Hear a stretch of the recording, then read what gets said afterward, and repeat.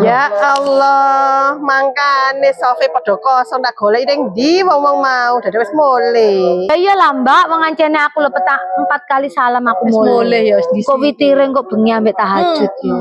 Mbok yo sekalian.